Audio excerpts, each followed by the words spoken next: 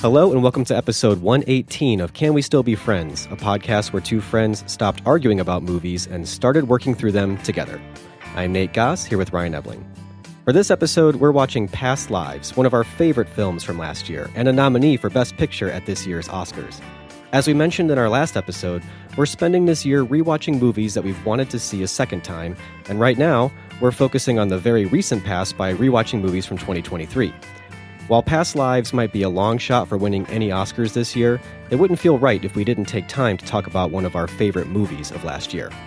Past Lives is probably the least known of all the movies nominated for Best Picture, but it has very strong word of mouth as critics and audiences kept singing its praises. It made many Best of the Year lists and earned 5 Golden Globe nominations. Despite making only $24 million worldwide, Past Lives proved to be a strong directorial debut for playwright Celine Song and elevated the profiles of stars Greta Lee and Teo Yu. But how much do critics and enthusiastic audiences know? Is this a movie that should leave or stay? Keep listening.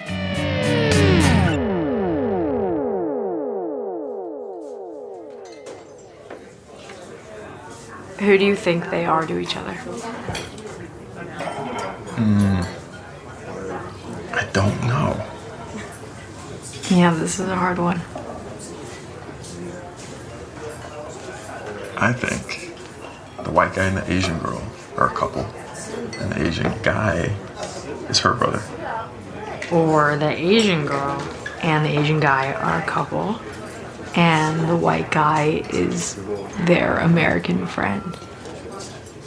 They're not even talking to the white guy.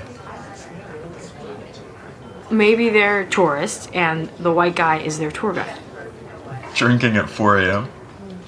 Yeah, you're right. That makes no sense. Maybe they're all just colleagues. I have no idea.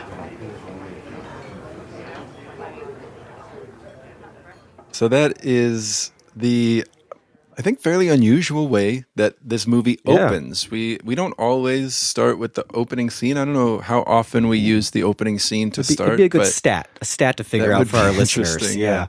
Get an infographic up. But that is how this movie starts, with two people who we, as far as we know, never end up meeting in the movie. Not at all.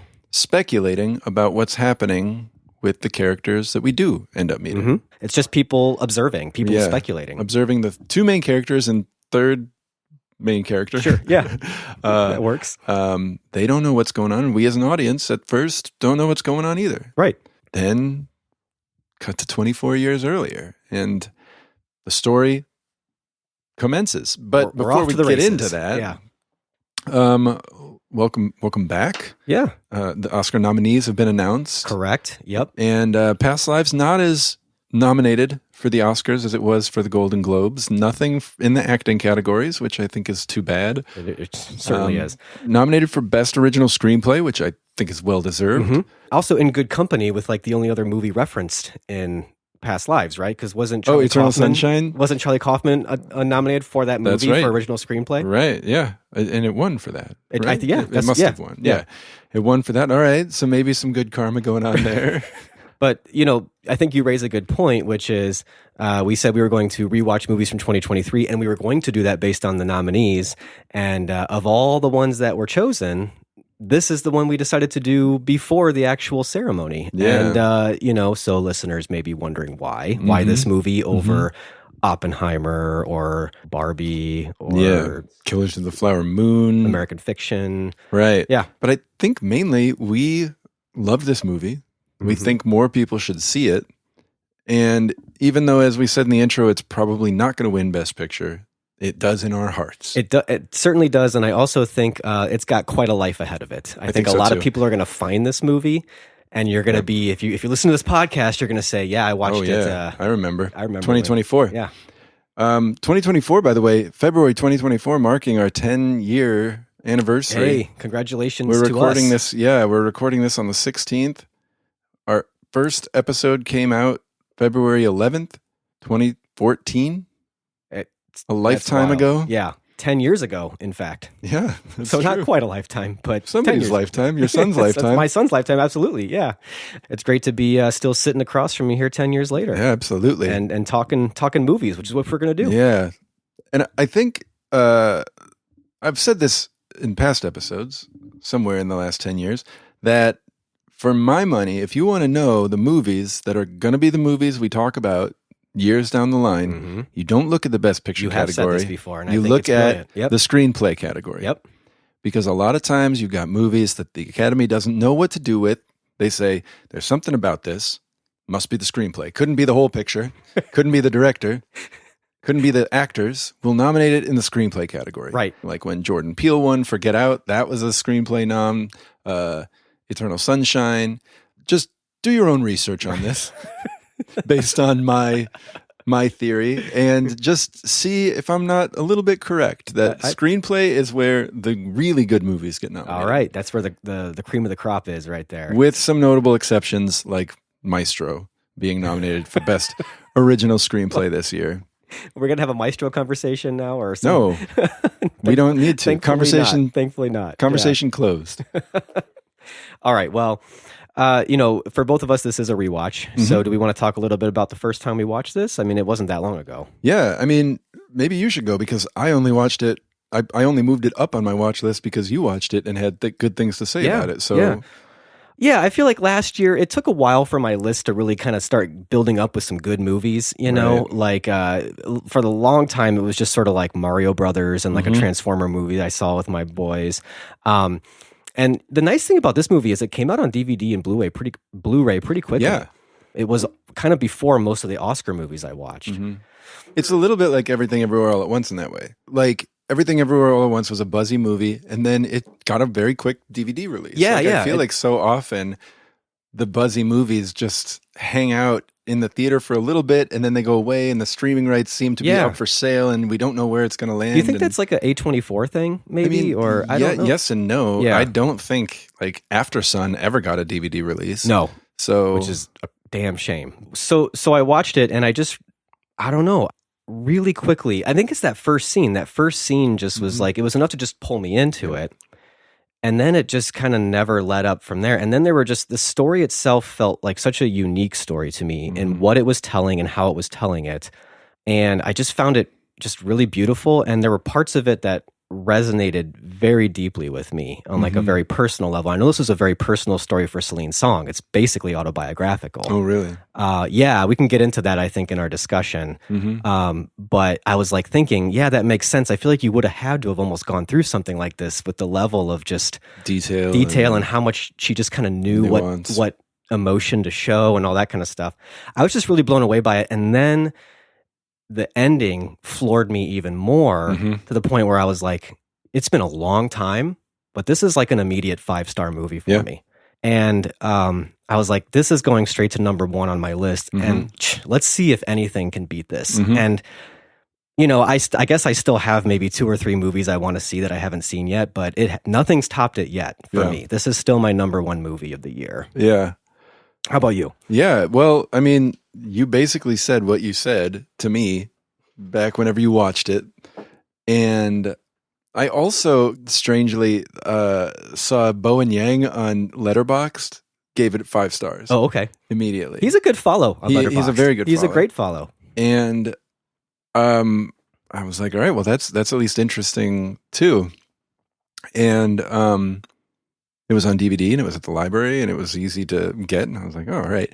And it was, I think, after our son was born in October. When you watched it? Yeah. All right. So how much were you actually able to even pay attention to? Well, that was my concern. Yeah. Because you described it to me and I saw what it was like and I felt a little bit like, this looks like it'll be a slow movie. And we were getting through maybe 20 minutes of stuff before we were falling asleep or whatever. And we were like, well, let's try it. And we didn't finish it that night, but we did get through half of it, or more than half of it. Because for as quiet a movie as it is, it's incredibly propulsive. Yeah, yeah. And like you said, just sucks you in and then starts moving. And the same thing happened last night where I was very tired. And my wife was very tired, and I started it, and I thought, oh, I have to watch this now because I won't have a chance to finish it if I don't finish it. And Kelsey got tired and went to bed, and I checked the time, and we were over an hour in. And I was like, Right. whoa, we already made it way more than halfway. Yeah. And I had no problem finishing it like last night on the rewatch. And it was the same the first time. And same with you, immediately 5 stars. It was Wow. Okay. It was a movie that I feel like it gets rarer and rarer that a movie comes out and does something new. Yeah. There have been times in the past where I've felt that, where I'm like, I just really haven't seen anything new in a bit. Like anything that surprises me or moves me in a new way. And it's like, well, can I explain how? I mean, in some ways I can, but in others it's like it's not like it does something like surreal or something like, it's actually a pretty straightforward movie. It's just told so well. Yeah. What Celine Song pulls off with the dialogue is like writing poetry and having it just sound like dialogue. Yep. And like to be such a controlled, and I mean this in a good way, muted movie and be so original and impactful is astounding to me. So before we get into sort of the details of maybe some things that resonated with us and things like that, when I watched it a second time, I was just a little bit more in awe of just like, there's not a bad decision in this movie. Right. Like, I don't even mean like what happens with these characters and how they decide things. I mean like the decisions you make to make a movie. Yeah. Like all the different choices. Every choice you have to make. Visually, there are framings and scenes that are just like, that's the perfect way to frame this. That's the perfect way to pace this. That's the perfect tone to strike at this exact moment for what you're going for. And then you can make different decisions when you want a different kind of tone, but somehow you've glued it all together into something that makes very cohesive sense. And there's a beautiful symmetry to the entire movie with that opening scene, and then the how it comes near back. The end, and I don't know. It's just such a well-crafted, sculpted movie, and I don't know where to find any fault in it. Really, no, Yeah, and I don't feel the need to. No. If we're not, in case we're not selling this to you well. Yeah, right. I mean, even just to get to base level emotions, I was wondering the second time I watched it, I cried the first time. I don't know if you did. Did you cry the first? I didn't. No? No. At the end? Yeah. No. I am like sobbing with her. I didn't cry either time, but I certainly felt the weight of it. But I can see crying. I'm open to it. All right. Well, if I program you just right, you might shed a tear. The algorithm will let you cry. I'm not that bad. I'm an emotional guy. No, that's all right. But for me, like, and the second time I watched it, I wondered, is it going to happen again? It just crept up on me again. Yeah. Both times. No, I wasn't any less emotionally invested or moved, but we got to start somewhere. We can start at the beginning, because I do want to know, do you have thoughts on the first scene? Like, what is the effect of starting that way? Anything that you feel like it adds, or just why do you think she made that choice? It's a great question. What's kind of unfortunate about you asking it is that right before this, I listened to an interview with Celine Song where she talked about that scene and kind of why she did it, which I'd love to share. Yeah. But I just think it unlocks that perfect amount of mystery for me. Yeah. Now, the one thing I noticed this time about that scene in particular that I wonder what you think about it is I kind of forgot that the way that scene ends is with her actually turning away and looking straight into the camera. Yeah. Are you asking my thoughts on that? Or it's just something that like I kind of forgot about, but I feel like is probably kind of important. Mm-hmm. I tend to be wary of identifying directly with anything or thinking the movie is speaking to me. Like when a poem says the word you, they don't mean you. They don't mean the reader, right? Like they have an audience that is not you personally. They're not suddenly saying they love you or something like that. So I don't want to say like we are the people talking over it, but it is playing with or using the idea of watching, the idea of speculating and interpreting something without knowing anything. And watching it a second time, their speculations are almost like, I was a little insulted by them. Yeah, because you know what happens in there. Like, that's so you don't cheap. know how. Yeah, you don't know how deep this goes. Right. You don't know what's going. Even like, I think the first time I watched it, I was sort of dismissive of Arthur the way they sort of were too. Well, yeah, he's even kind of obviously he's sitting a little to the side, and it's very clearly those two talking. Like they're not even really looking at him, and he looks slightly he's not happy, perturbed. He's not having a good time. Yeah. But I felt like that really cheapened him too. Then with her looking at it, it could feel a couple different ways. I think maybe like the most obvious way is like, well, let me tell you. Right. But the other way could be just like being caught being that kind of person. But I guess, I didn't know for sure why she started that way. But what did she say in the interview? Well, I think you're actually pretty spot on, actually. So you ding, ding, ding, ding, ding. So what she said was, this exact thing actually happened to her. And now she didn't go into detail exactly how much, but she did say that like, she's married and that her childhood sweetheart visited her from Korea. And she found herself at a bar having to translate between her husband and her childhood sweetheart. And as she was thinking about what a weird situation this kind of is, she actually did look across the bar and there was someone watching them. And she just said it was about noticing that you were being observed. And then she said, there's kind of two ways you can react to knowing when you're observed. One is to really reject it, really hate it. And then she said the second way to look at it is to say, like, this person finds something about this situation interesting enough to look at it. And it's kind of like, if you're going to do that, if you're going to observe me, if you really want to see me, let's go there. Well, it certainly is a unexpected way for the movie to start. And then I thought also unexpected to jump 24 years in the past to these children. Yeah.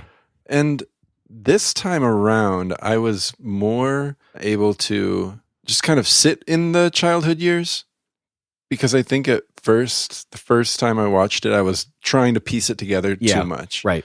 And it sets the tone for the rest of the movie, because she, in these early years, is so good at capturing those little moments. And this walk home from school was more special than the other ones.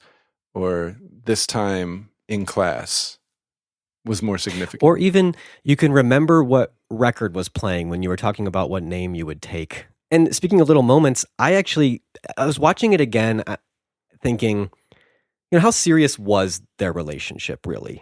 And I kind of forgot that they actually show them holding hands, right? In the car, and that this date was set up for them. That this was the two moms got together and had this date set up for them. That it wasn't just two friends and then they kind of romanticized the idea of each other. Like there was something that was real there enough that her mom recognized it and wanted her to have something more with it. Right. And that little date they go on is just precious. It is, absolutely. And even the conversation between the moms is really interesting, when you kind of know what's going to happen, because the mom says, if you leave something behind, you gain something too. It didn't mean anything to me really watching it the first time, but like on the rewatch, that itself is a piece of poetry in there. And it also sets up just how important art is in her life and in the spaces. Like their date is just around some sculptures. Yeah, right. And there's not anything that's really leaned into with that. They just spend their time crawling on sculptures and looking at each other. And that art is an indelible part of that memory, which is part of her family life, with her father being a filmmaker and her mom being an artist, and her ending up being a playwright, and Arthur being a writer, I think, is also significant to that. Yeah, for sure. The love that was formed wasn't just for Hey Son, but also for art. It's one of the ways it's just sort of layering complexity onto it, because it's not like everything from that time she left and never got back. Hey Son stopped being a part of it, but the art never stopped being a part of it. And just the formation of a person. I feel like oftentimes in movies, somebody changing over the years is good or bad. Right. I mean, it's like the trope of the Hallmark movie is like, you left your small town and you became a business person. Right. And then you came back to the small town and you've stopped being the business person. That you're in, like it's just like your environment, or it's just this person, or there's just this thing you do that makes all of who you are. Right. Yeah. Whereas this is showing just like the continuation that like you just slowly become someone different. Right. And that may pull you away from people. It may push you towards other people. It may physically pull you away from a person, but not actually pull you away. Right. And you can reconnect with that person over the years. Right. And it's just a really natural and beautiful depiction of the first one. So let me ask you this. Did you have a childhood sweetheart or a girl that you were close with when you were that young? That young? Yeah. This is a unique relationship that's being portrayed. Mm-hmm. You don't see it very often in the movies. Mm-hmm. And I don't know if that's because it's not so common even in real life, or if it is more common in real life, but we really don't know how to process what that relationship is. Mm-hmm. And the reason I asked if you had it was because I did. Mm-hmm. It's one of those things that we've been friends for a long time, and I don't think I've ever really talked about it. Mm-hmm. Like the fact that I had, like, my closest friend growing up as a kid was a girl. Like how old? From as early as I can remember, up through all the way till when I moved here, which was in 7th grade. So I would have been, 12, 13? Something like that. This story, it hit differently for me because I don't see movies that portray this kind of relationship very often. Mm-hmm. And it was just sort of like, this does happen. Yeah. I always thought it was weird that it happened to me. It's a type of romance, I guess. It's a type of flirting, but it's more still a friendship. Yeah. And it's a little bit of a confusing thing as you get older. Yeah. This is the first movie I've ever seen that genuinely tries to process something like that. Because usually any sort of romantic feelings or sexual awakening or whatever, which it's fairly irrelevant, to the movie. For that to be formed for someone you know so well, rather than somebody that you're just suddenly infatuated with. Yeah, exactly. Right. That's interesting. I don't have anything like that. One of the reasons I throw it out there is because you go so many years later before you even start thinking about that was a thing. Mm-hmm. Like you don't even think that was a thing until you get older, and you're like, that was something that happened. Yeah, and, because and that's kind of what happens in the movie. was big. Yeah. Like the moving was processing. The big part. Yeah. That's the thing that really was the loss and the change. But then once you kind of reflect on it, you're like, that person was a big part of my life. And what again I think is so personal about this movie for probably both of us is it also is set very much in our time period. Right. For instance, like I think they're just maybe a few years younger than us. They are, because her residency is 2012. Okay. They have that same thing that I think we went through, which is when Facebook was still young. Mm-hmm. And I think this was it's a pretty revolutionary thing, actually. The first time that you could think, I haven't thought about her in years. Yeah, I wonder what she's up to. And you just go onto a site and you figure out what somebody's up to. It's in that period when that was still a very fresh thing to do. Mm-hmm. It was something that we didn't have at all as kids, and then we got when we were adults. Because, can this story happen now? I don't know. Because I feel like you don't actually break apart from people. Right, in the you would be same way. following. Yeah, I mean, we could get into how you don't actually break apart from people, but you also don't actually connect with people. Right. But we don't need to do that. Yeah, I think that was something too that was really impactful personally about this movie is the time period and the Skype. I was going to say the Skype, and just like hearing that, and that was how. And even the level of choppiness in the video to me was like perfect. That's what it was like. They nailed it. So yeah, just the time period makes me connect with it, but I don't have to even without that. Again, for a first-time filmmaker, and granted, she's been a playwright, but she uses film so well to depict visually the coming together and the moving apart of the second phase of their relationship, the sort of like the online phase. And I feel like you could watch that whole sequence with the sound off and understand what's happening. Yeah. Oh man, just the ache and the longing in a missed Skype call. Yeah. Yeah. It has a great back and forth to it, just in those Skype conversations and the way that their relationship grows. There's a little bit of flirting going on there. Yeah. But like, I don't know. Enough is unsaid as well. Yeah. For them to say, like, let's not talk for a while, and neither of them knows whether to say or ask, are we breaking up? Right. And that's such a heavy scene. 좋은 생각인 것 같아. 진짜 내가 왜 이러지?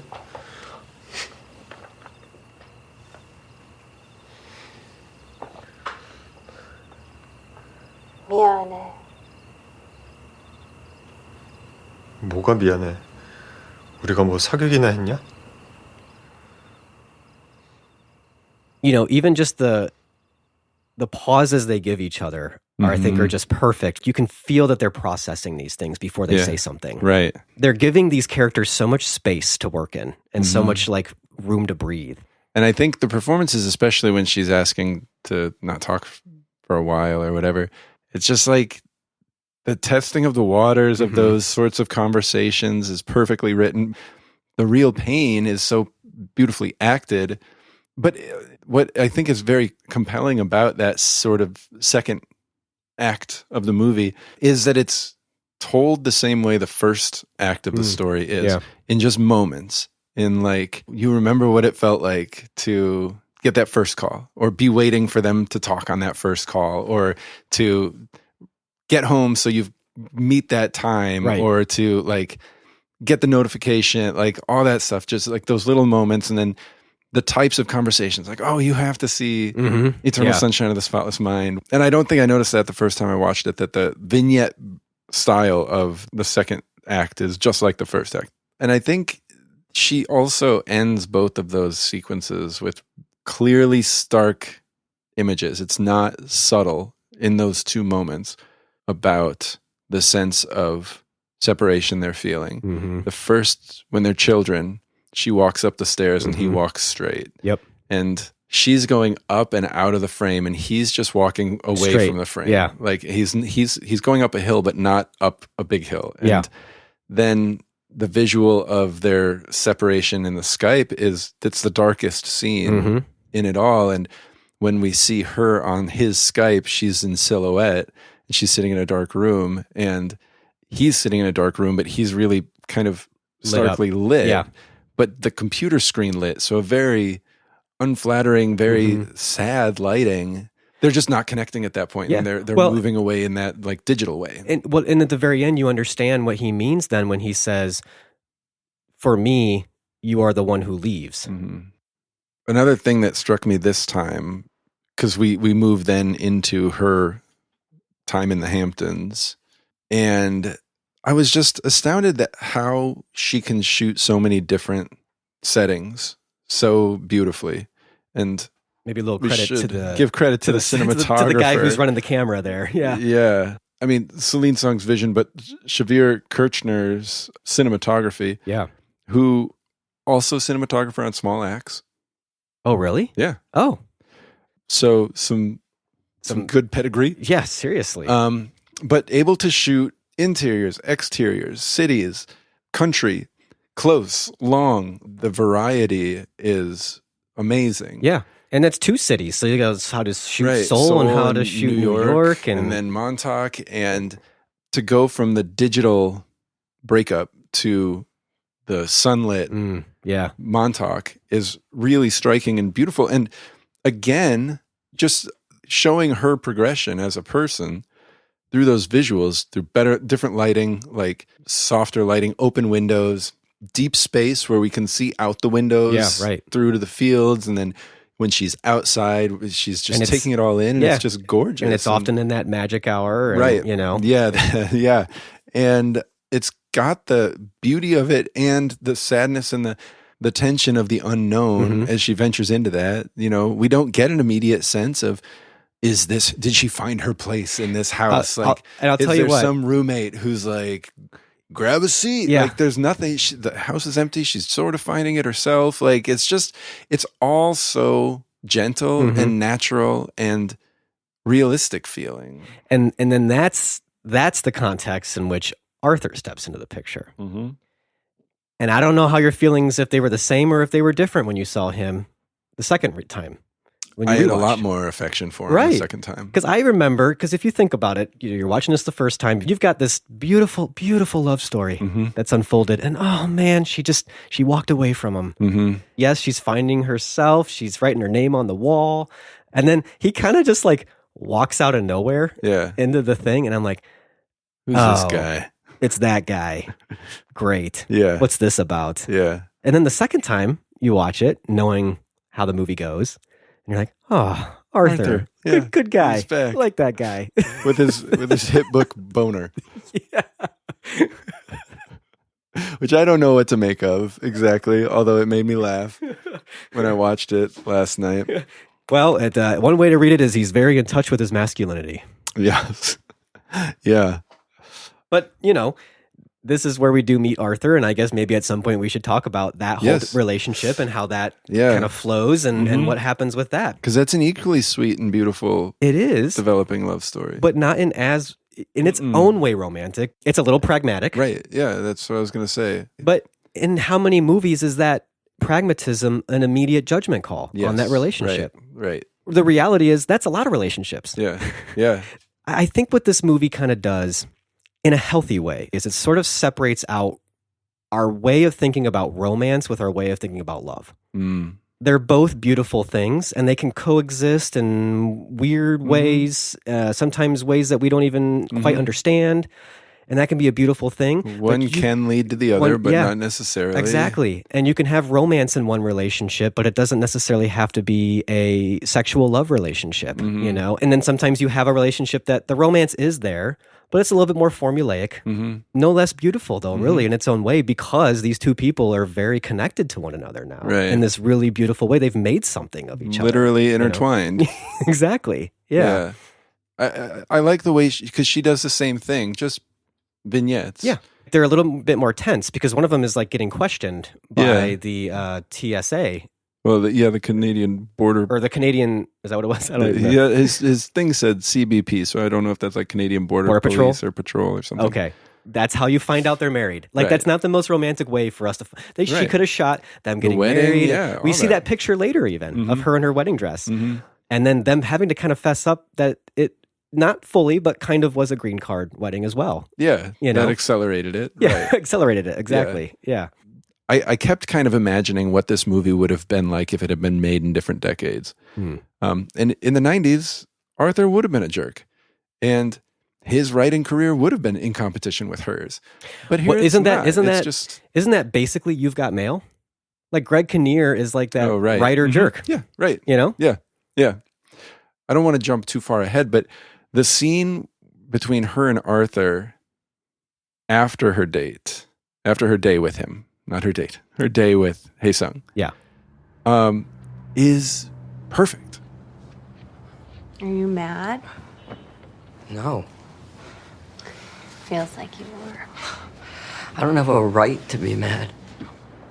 What do you mean? Of course you do. No. The guy flew 13 hours to be here. I'm not going to tell you that you can't see him or something. He's your childhood sweetheart. And it's not like you're going to run away with him. Are you? Definitely. I'm gonna throw away my life here and run away with him to Seoul. Do you even know me?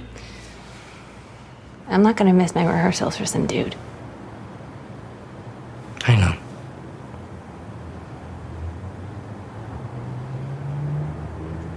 I know you. A lesser movie, I think, would have you totally on her side. He's legitimately kind of worried, but also totally fine. And her answers are not great answers. Her answer is, I'm not going to miss my rehearsals for some dude. Right. She's not the most reassuring person. No. Right. Because I think she's probably thinking about it too. They're both in their own way so honest with each other. It's honesty in a way that's like, I'm not going to tell you anything that's not true, but I'm going to think carefully before what I say. And I mean, I think it helps that in the movie he's a writer, but he knows his place in the story. He even says so. I was just thinking about what a good story this is. The story of Hae Sung and me? Yeah. I just can't compete. What do you mean? Childhood sweethearts who reconnect 20 years later only to realize they were meant for each other. We're not meant for each other. I know. In the story, I would be the evil white American husband standing in the way of destiny. Shut up. Think about it. Our story is just so boring. he even is later pretty vulnerable about his own insecurities. Yeah. About how you dream in a language I can't understand. Oh, beautiful line, right? Yeah. It's a beautiful line. It's a type of love that's beautiful because she'll say things like, "This is where I ended up. This is where I'm supposed to be." Mm-hmm. There's multiple ways you can read that. Like the way he could interpret that is, I'm settling. Yeah. But the way she's meaning it is, I'm exactly where I'm supposed to be right now. This is where I want to be right now, Mm-hmm. you know? And then she says, I love you. And then he just says perfectly, he says, I know it. I just have trouble believing it sometimes. Mm-hmm. Another thing she says in that scene is, this is my life and I'm living it with you. And again, that could be like very faint reassurance. Yeah. And, kind of about settling. But what I take it to mean, or how I think about it, and I feel like I've talked about some of this on previous episodes, like the way I view like free will versus determinism is like, I'm sort of like a free will going forward, but a determinist looking back, where it's like, once I made my choice, those other choices were gone. They're gone. I can't not make the choice I made. And I made that choice. And so this is where I am. There isn't another path. I chose one path. Mm-hmm. This is where I exist. My life with Hae Sung, my life before I left Korea, all of that. Those possible paths are gone. One path led me here. And this is where I am. Now I have choices going forward, but you know me. This is exactly what she says to Hae Sung later. Mm-hmm. She says, that Nae Young you know doesn't exist anymore. Mm-hmm. And then she says, but that little girl did exist. Right. Like you're saying, like you made choices and this is who you are now and this is who you're supposed to be. It doesn't mean that person in the past didn't actually exist. Right. It just means it's not the same person as it is today. Right. That person's farther along the path. Yeah. And I also think about the idea of soulmates. This movie is, I feel like, a really vivid exploration of the idea of soulmates. Yeah. And I mean, even the In-young thing that she talks about like the 8,000 layers of connection with soulmates, the idea is there was one person and you get them, you find them or you don't, you missed them. And if the idea of soulmates exists, then she missed her soulmate with Hae Sung. And now she's with Arthur. But the way I think about soulmates and the way I feel like the movie is sort of talking about soulmates with the idea of this is my life and I'm living it with you is there are different people that everybody can end up with. But the person you end up with is the person not that you lucked into finding or that you settled for, but it's the person who said, I'm going to make it my life's work to fit with you. Like you are the person that I'm going to stop searching for. You are the person that I'm going to settle down with. You're the person that I'm going to change for, that I'm going to collaborate with, to like you, like that is absolutely the thesis of the movie, because that's what Hae Sung says to Nora is, for Arthur, you're the person who stays. Yeah, exactly. And that to me is more beautiful than the idea of a soulmate, that there's one person out there, but no, you are the person who is worth staying for. Right. And so when she says, this is my life and I'm living it with you, that's how I hear that just affirmation of, I am living it with you. We are living this life together. The choice has been made. Yeah. That is not an easy thing to do. And so anybody who has someone who made that choice should cherish that and like honor that and do the work with them. But that is not without its own grief, because I think this is also a movie about the beauty and the grief of settling into your life. Oh, because when you settle into your life, there is a lot of beauty that can grow from that, from the stability, from the deep knowing of people, and there's grief for the life that you've decided to not live anymore. Sometimes that grief hits harder than the beauty, but that for Nora, thankfully, wasn't enough to give up the beauty, right? Like it's not grief to chase another beauty. It's sometimes you're going to mourn the life you don't live, and you might mourn the person you're not with. Yeah. And what I think is also really beautiful about that idea is, from Arthur's point of view, that he let her have that. He actually got to see a side of her that was previously only for that previous life. Mm-hmm. This is a really important scene. I missed the first time I watched it. When they're having that conversation in the bedroom, the bathroom, she talks about how she was a crybaby. Mm-hmm. And he kind of says it like, how do I even know you? Mm-hmm. Like, you were a crybaby? That's just a part of her that she never unlocked for him. There's probably a little bit of a jealousy there that this person got a side of my wife that was never given to me. I'll never know that side, and this person does. And then to still say, but she needs this. She needs this moment. I'm going to give it to her out of love, no matter how hard it is. You get to the last scene, she's a crybaby. Right. Cries right into his arms. This is not something that's normal for their relationship, you know? But she's crying for Hae Sung again. Exactly, but it's so beautiful, you know? And it's also very sad because he hugs her and she keeps her arms down. Yep. Right? Like, yeah. There's so much to analyze about that closing shot, yeah. really. Oh my gosh, yeah. Well, it's not quite the closing shot, but the last time we see them. Yeah. And I believe that they are going to be closer because of this new knowledge. Like, he knows her as somebody who has chosen a life that she maybe 7 times out of 10 wouldn't have chosen. Sure. But she did. Uh-huh. And she's with him. And she knows him as a person who let her have that moment and let her work through that. And so for a movie that, again, is this a romance? I think it is.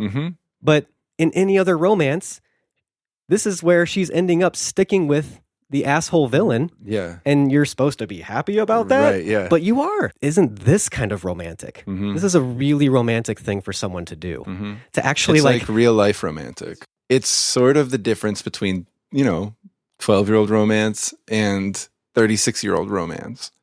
Like, what do you want when you're 36? Yeah. Now, we kind of followed Nora through Arthur, but we've really ignored Hae Sung and Nora's time in New York. And it's interesting to see the time stretch when we've seen over the course of years snippets, and then we see uncut time together. Yeah. Where she sort of propelled the first 2 acts through a lot of time. It's remarkable how well she can maintain the momentum while slowing down so dramatically. We just spent several years in about, 25 minutes each, half an hour each. Now we're going to spend a day and a night in 40 minutes. Yeah. And how it still maintains the energy, the tension, the chemistry, the romance, the longing, the heartache, all of that is it's just so, again, just so many buried talents on display. And I kind of love that. That's the New York trip they take. Let's go to the Statue of Liberty, and that like that and which of course you take someone who's from out of the country. Of course you do. Yeah. I think that's such a great, even just capturing of that experience, because you've got, while they're waiting in line is when they're actually kind of talking, and they're talking about, what award do you want to win now? And that's an interesting thing too, to go from like the Nobel Prize, the Pulitzer, to the Tony. It's getting more and more specific to who she is, which could be seen in some lights as a settling, Sure. You started out wanting the Nobel Prize, then you would settle for the Pulitzer, and now you'll settle for a Tony. But if anything, it's a refining. It's like, that's who I am. Yeah. But at the same time, maturity recognizes if you found work as a playwright, like, you're doing well. Yeah, exactly.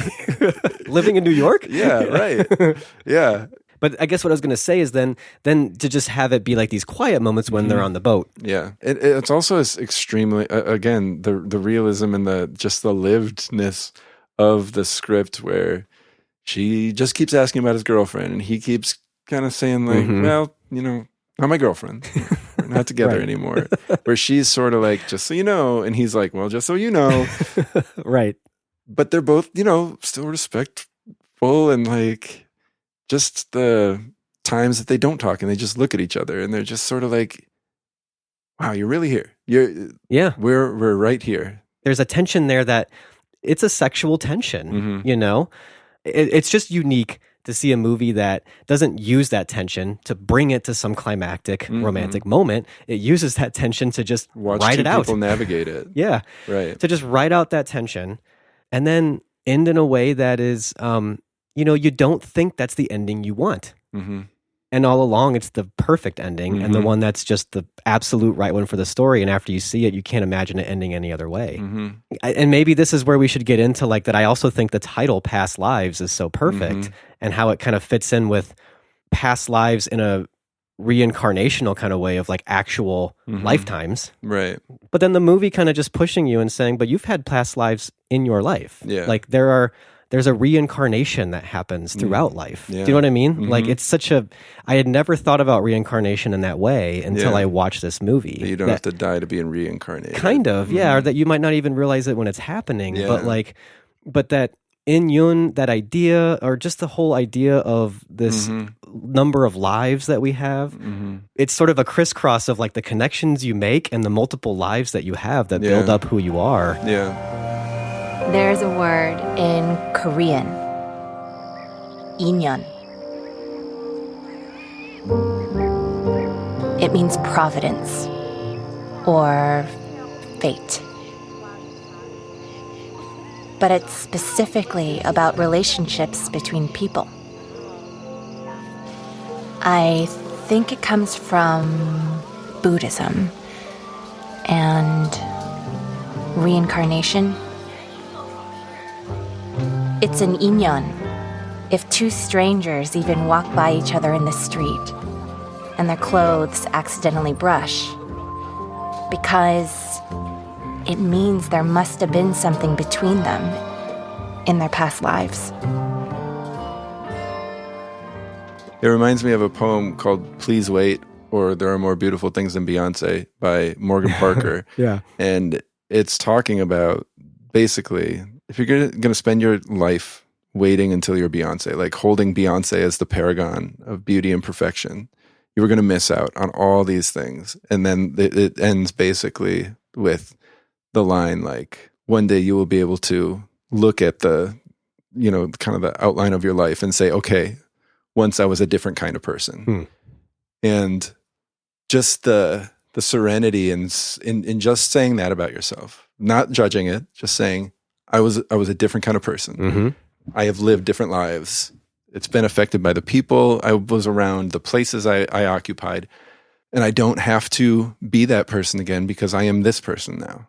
This is my life, and I'm living it with you, or I'm living it here, or I'm living it in this job, or I'm living it with these kids, or whatever. It's just, I think that's part of what makes the movie so impactful, is that it's not just about a specific love story. It's about humanity, Right. like what it means to be and become a different person from the person you were. Right. Yeah. And maybe it's not the person you thought you would be, but it's who you are. And all of those are who you are. I mean, I love that.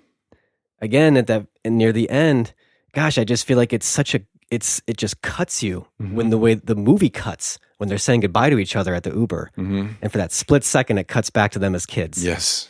Ugh, so powerful, because Yeah. that is the cinematic version of, we are not these people anymore, And we are these people.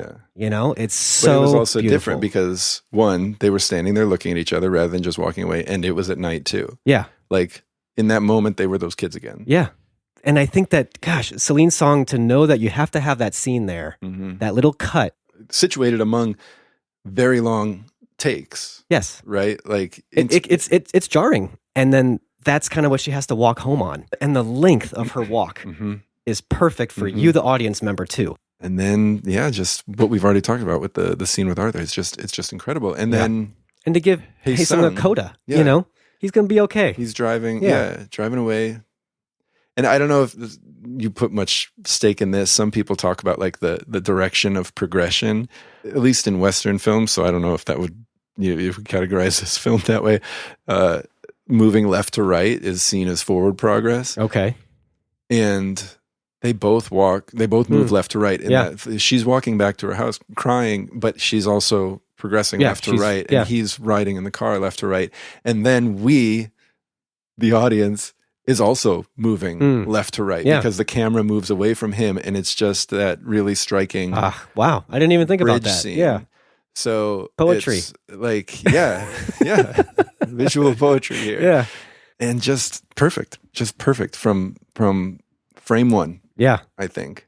Now, that being said, I want to do my little thought experiment of what I think how this movie would have ended in different decades. Okay.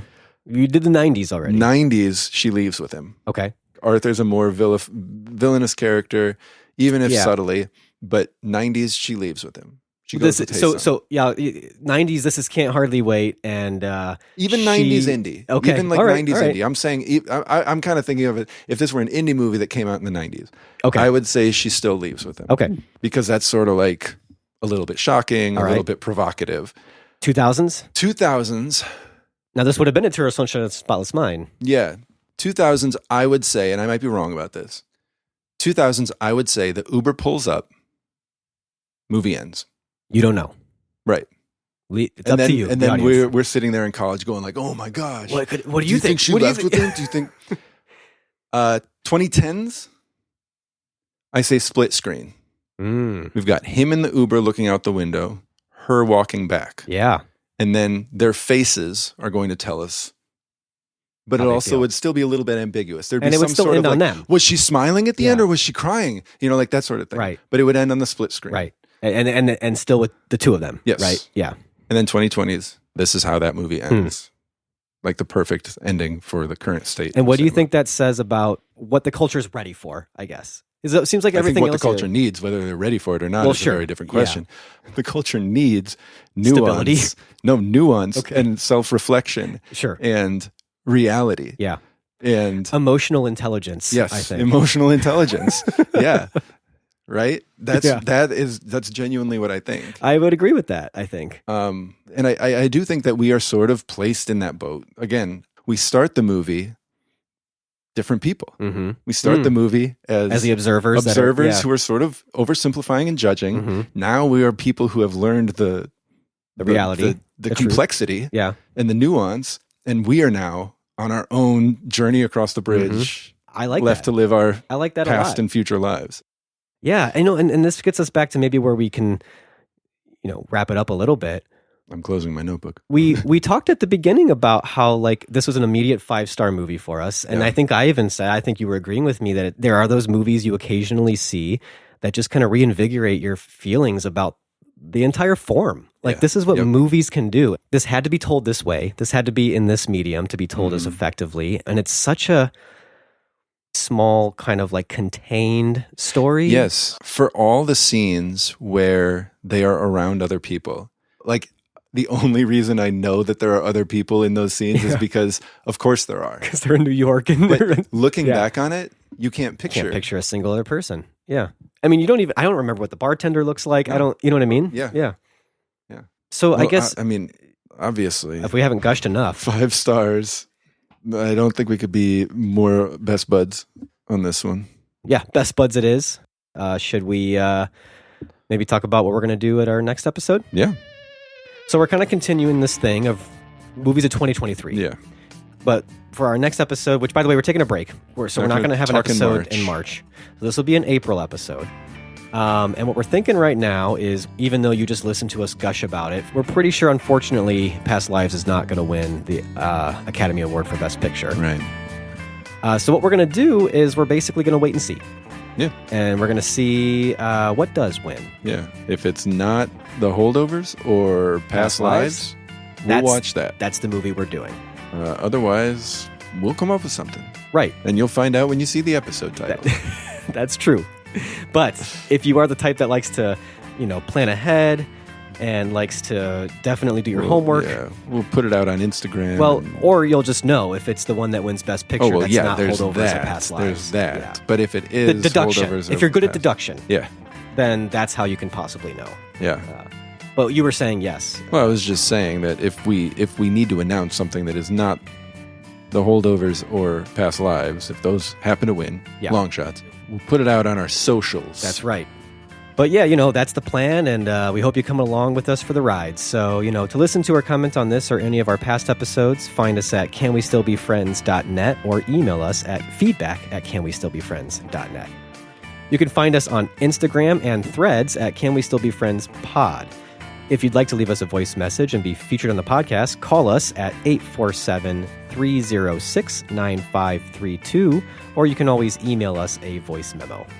As always, we'd love it if you could subscribe and leave us a rating or review at Apple Podcasts or anywhere where you can leave a rating and review. We're on YouTube now. We're on YouTube now. Yeah, if you didn't catch that, I think I haven't put anything on our social media. Well, we're on YouTube. We're on YouTube, so you can find us there. Those ratings really help spread the word about our show, and I heard that a lot of those podcast sites are using new reviews as ways to kind of rank people. Oh, so go do it again. Go do it again. Write a new review if you've already written us a review. Would love it. Can We Still Be Friends is written and produced by Ryan Ebling and Nate Goss and edited by Nate Goss.